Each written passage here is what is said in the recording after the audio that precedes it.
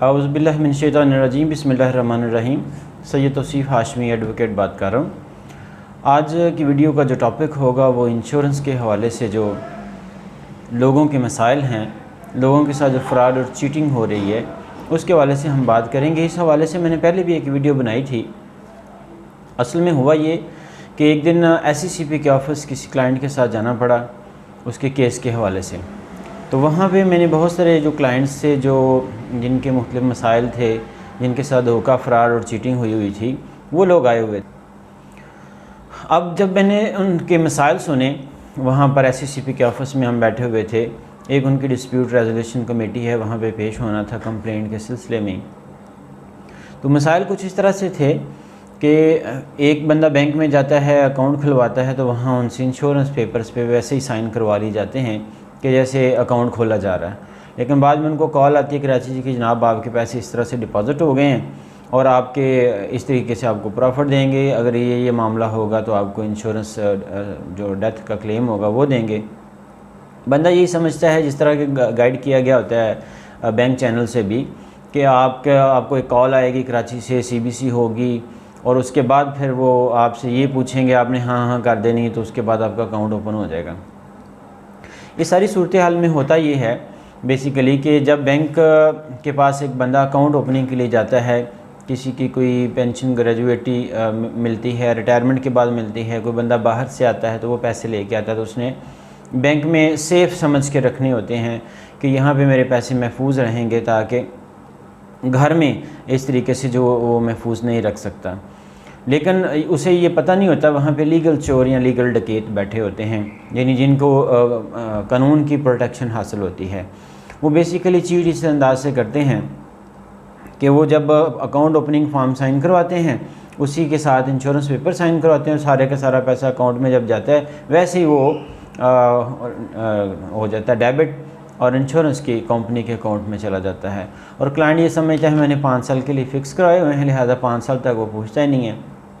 5 साल के बाद जब वो बैंक के पास आता है कि ना मैंने आपके पास अकाउंट खोला था और उस अकाउंट में मैंने पैसे रखे थे, अब वो मुझे पैसे मेरे प्रॉफिट के साथ वापस कर दें, तो बैंक मैनेजर साहब वो या तो वही होते हैं या चेंज हो चुके होते हैं, वो उनको बताते हैं जनाब आपके पैसे हमारे पास तो नहीं पड़े हुए, आपके पैसे तो इंश्योरेंस कंपनी के पास चले गए थे और आपने खुद फॉर्म साइन किए थे और ख़ुद आपने कॉल रिकॉर्ड करवाई थी, CBC करवाई थी कि जनाब ठीक है मेरे पैसे अकाउंट में डिपॉज़िट कर दें। यानी इस अंदाज से एक तो चीटिंग का ये अंदाज़ था। सेकंड जो ये होता है कि वो उनको बताते हैं, यानी एक दूसरे अंदाज से जो चीटिंग करते हैं कि जनाब आपके अकाउंट में इतने पैसे पड़े रहते हैं, आप इन पैसों को जो जनाब हमारे पास इन्वेस्टमेंट कर देंगे, हमारे पास एक सेविंग अकाउंट है, इंश्योरेंस का बताते ही नहीं, हमारे पास एक सेविंग अकाउंट है, उसमें आप पैसे हर साल आप कमेटी की सूरत में डालेंगे, उसके साथ साथ आपका प्रॉफिट जमा होता जाएगा और 5 सालों में आपके पैसे डबल हो जाएंगे। क्लाइंट ये समझता है वाकई मेरे पास तो 50,000, 60,000, 1 लाख, 2 लाख पैसे अकाउंट में हर वक्त मौजूद होते हैं, तो मैं हर साल 50,000, 25,000 या लाख या 2 लाख रुपया इंस्टॉलमेंट की सूरत में प्रीमियम्स पे करता रहूँगा, तो उसके बाद 5 साल में डबल हो जाएंगे, तब मेरी कोई ना कोई बड़ी ज़रूरत पूरी हो जाएगी। लेकिन उसके साथ चीटिंग ये होती है कि 10 साल और 11 साल तक कंपनीज़ का ब्रेक इवन नहीं आता। ब्रेक इवन से मुराद ये है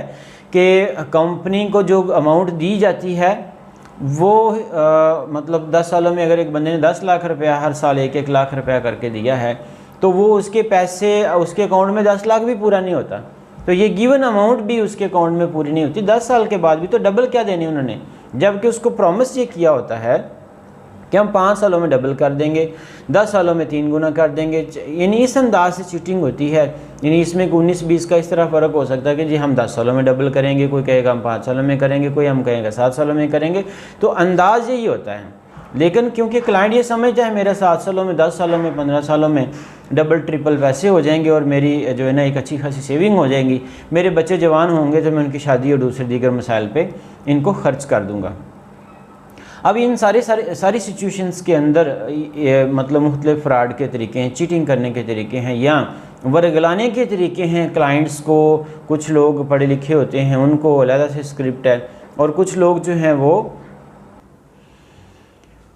पढ़े लिखे नहीं होते,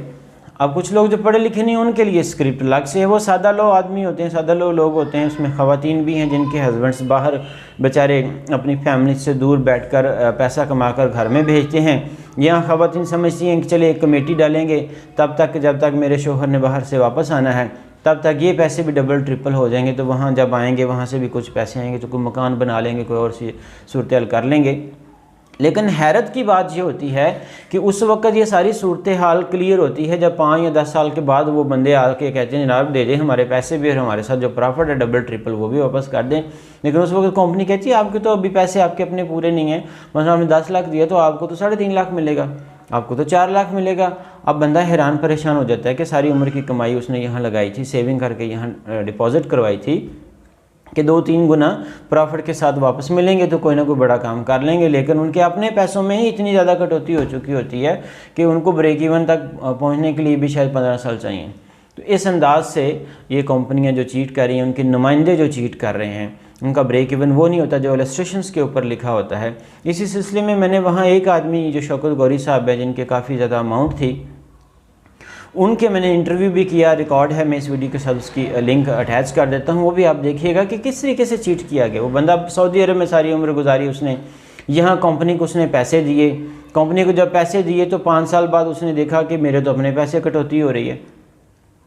यानी उसका 15 लाख रुपया तकरीबन कंपनी की तरफ था। तो उसको जब वो लेने गया तो वो कह रहे हैं जी आपके तो 7 लाख मिलेगा। हैरान परेशान हो गया कि मैंने सारी उम्र की कमाई करके यहाँ आया हूँ और यहाँ पैसे लेके मैंने कोई काम करना था, आप मेरे पैसे आधे काट रहे हैं। बार उसने बैंक मैनेजर के साथ तू मैं और ये जो भी मामला था, लेकिन बैंक मैनेजर ने क्या किया, एक और इंश्योरेंस कंपनी के नुमाइंदे को उसके घर भेज दिया और उसने आके जनाब उनको फिर एक नया लॉलीपॉप दिया कि जनाब ये आपके पैसे जो हैं ये आपकी बेटी के नाम ट्रांसफ़र हो जाते हैं, यानी ये इंश्योरेंस पॉलिसी जो है वो आपकी बेटी के हम नाम ट्रांसफ़र कर देते हैं, आप हमें 2 इंस्टॉलमेंट शार्ट हैं वो हमें दे दें। अब वो बंदा घर जाके उनके 10 लाख का चेक लेके आ जाता है और उसकी पॉलिसी पिछली सरेंडर करता है, 7.5 लाख उसके अकाउंट में डालता है और नई पॉलिसी उसकी बेटी के नाम कर देता है, एक नया फ्रॉड और उसमें अपनी कमीशन भर लेता है। इस तरीके से ये चीटिंग हो रही है। तो ये जो हुकाम हैं इस वक्त, यानी SCCP का अदारा बिल्कुल बेबस है। मैंने ख़ुद 2 दफ़ा जाके वहाँ पे उसकी डिस्प्यूट रेजोल्यूशन कमेटी के अंदर मैं पेश हुआ मुख्तलिफ क्लाइंट्स के साथ, और उनका कहना है जनाब हमारे पास तो बड़ा लिमिटेड स्कोप है, हम तो कुछ नहीं कर सकते, हम तो ये रिजॉल्व ही कर सकते हैं। यानी वहाँ का माहौल ऐसा है कि वो 4-5 बंदे बैठ के और एक कंपनी का नुमाइंदा बैठ के उस एक क्लाइंट को समझा रहे होते हैं भाई इतने ही बनने, इतने ही ले लो, जान छुड़ाओ इन मसाइल से, वरना खज्जल ख़राब होते रहोगे, पहले भी हुए आगे भी हो गया, आगे भी आपको कुछ नहीं बनना। तो वो जो कमेटी रेजोल्यूशन कमेटी है उसका रोल यहाँ पे ये नज़र आया कि वो सारे मिल के उस क्लाइंट बेचारे को कह रहे हैं भाई 10 लाख गया, 3.5 लाख लेके अपना काम चलाओ, वरना और कुछ नहीं, आगे भी कुछ नहीं आपको बनना, खज्जल खराबी हो जाएगी। और हमारे सादा आदमी हैं, कानून से नावाकिफ़ हैं और वो समझते हैं क्योंकि आगे इसका कोई मतलब नेमल बदल नहीं होगा या कोई आगे फॉर्म नहीं होगा, हम कैसे पैसे लेंगे, तो यहाँ मजबूरन वो हाँ करके आपने थोड़े बहुत पैसे लेके घर को चलते बनते हैं और ये इनकी बल्ले बल्ले हो जाती है कि हमने डिस्प्यूट रिजॉल्व करवाए हैं। एक और बड़ी अजीब सूरत हाल वहाँ मैंने देखी, वो कहते हैं इन डिस्प्यूट रेजोल्यूशन कमेटी ये कहती है कि जनाब कोई बंदे को साथ ना लेके, सिर्फ अकेला क्लाइंट आए, सिर्फ अकेला क्लाइंट आए, यानी अपने कौंसल को भी ना लेके आए, वकील भी अलाउ नहीं है। यानी वो कहते हैं वकला को कि वो भी एडवोकेसी ना करें, वहाँ जाके किसी बंदे का जो मुद्दा है वो भी बयान ना करें, जनाब वो वकील को फ़ीस देनी पड़ती है इसलिए हम मना करते हैं। यानी ये अंदाज़ है उनका कि किसी बंदे को अगर नहीं पता कि अपने केस को कैसे रिप्रेजेंट करना है, कैसे एप्लीकेशन देनी है, तो वो काउंसिल भी ना करे और काउंसिल को अंदर नहीं जाने देना, जी हमने काउंसिल अलाउ ही नहीं है यहाँ पे, यहाँ वकील अलाउ नहीं है। तो मैंने उनसे कहा कि जनाब आप हमें लिख कर दे दें कि यहाँ पे जो है ना वो काउंसिल या वकील अलाउ नहीं है, एडवोकेट यहाँ अलाउ नहीं है, तो मैं अपनी बार से बात कर लेता हूँ, पंजाब बार से, पाकिस्तान बार से, फिर देख लेते हैं कि अलाउ हैं या नहीं है। तो इसमें वो कुछ नहीं कहते, नहीं जी अलाउ नहीं, हमारे SOPs में शामिल है, हमारे SOPs में शामिल है। इस अंदाज से वो किसी क्लाइंट के साथ किसी बंदे को अंदर जाने नहीं देते कि कोई बात समझा ना ले, कोई बात बता ना दे, कि वो बंदा अकेला बेचारा बैठा हो, सहमा हो, डरा हुआ बैठा हो, और उसको कहें जनाब 10 लाख आया 3 लाख लें और आपका आगे भी कुछ नहीं बनना, आगे भी खजल ख़राब हुए हैं, आगे भी खजल ख़राबी है, तो वो बेचारा कहता है चलें 3 लाख मिल रहा है वही ले लें। तो इस अंदाज से ये अवाम पाकिस्तान के साथ ये मामला हो रहे हैं, और कोई इदारा इसके ऊपर यानी रेगुलेटरी अथॉरिटी है SCCP, वो उसके ऊपर कोई प्रॉपर अमल करने को तैयार नहीं है। बस एक इत्माम हुज्जत है कि एप्लीकेशन दी, उन्होंने 2-4 तारीखें दी, लोगों को लाहौर चक्कर लगवाए, कोई चीचा वतनी से आता है, कोई कसूर से आता है, कोई सियालकोट से आता है, कोई गुजरांवाला से जाता है, वो कामों की से, कोई वहीं कहीं से, कोई कहीं से, ये सारे लोग वहाँ मैंने देखे कि बहुत बहावल नगर तक लोग आए हुए थे वहाँ कमेटी के अंदर, लेकिन उनको एक ही लॉलीपॉप था कि जनाब ये इतने पैसे 15-20 लाख आपका आया हुआ है, ये 4-5 लाख बनता है, ये ले लें और कुछ नहीं मिल सकता। बाकी वीडियो जो शौकत गौरी साहब का मैंने इंटरव्यू किया था वो भी आप ज़रा मुलाहजा फरमा लें, इसके साथ लिंक मौजूद है, और इसके साथ जो भी आपके मज़ीद क्वेरीज़ होंगी या क्वेश्चन होंगे वो भी ज़रूर कीजिएगा, और इस वीडियो के हवाले से फ़ीडबैक भी दीजिएगा। Thank you so much.